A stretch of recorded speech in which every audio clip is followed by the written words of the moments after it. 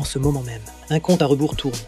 Ce soir à 20h, heure de Washington, Donald Trump a promis de détruire chaque centrale. 8 civils tués, 95... Répondu non.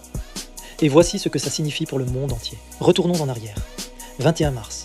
Trump donne 48 heures à l'Iran refuse. Trump reporte. 23 mars. Trump dit qu'il y a de bonnes négociations. Il reporte encore. 6 avril. Nouvelle date fixée. Et cette fois, le message de Trump est sans précédent.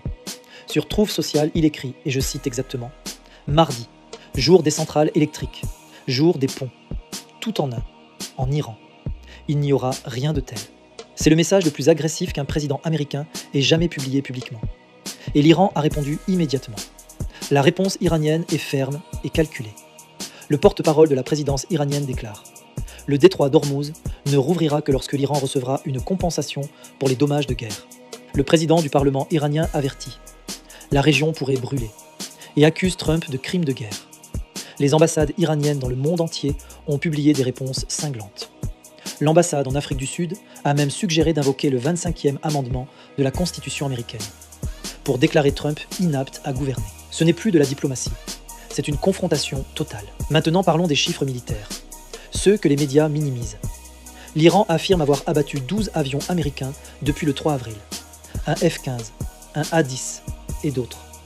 365 soldats américains blessés en opération contre l'Iran, 247 dans l'armée de terre, 63 dans la marine, 36 dans l'armée de l'air. Trump vient également de virer le chef d'état-major de l'armée de terre, ainsi que 2 autres généraux supérieurs, en plein conflit.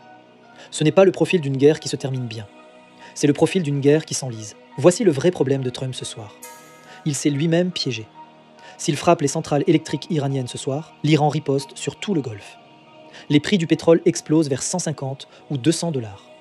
Les Houthis ferment Bab el-Mandeb. L'économie mondiale s'effondre. S'il ne frappe pas, il perd toute crédibilité. C'est le 3e ultimatum qu'il n'exécute pas. L'Iran comprend qu'il peut ignorer Trump. Un expert de Sciences Po l'a parfaitement résumé. L'Iran comprend que le temps joue pour lui. Trump comprend que le temps joue contre lui. Et quand le temps joue contre vous, vous frappez plus fort. Exactement comme Poutine l'a fait en Ukraine. Et pendant que Trump et l'Iran se défient, Poutine observe. Le ministre des Affaires étrangères russe Lavrov vient d'appeler à l'arrêt immédiat des attaques contre les infrastructures civiles.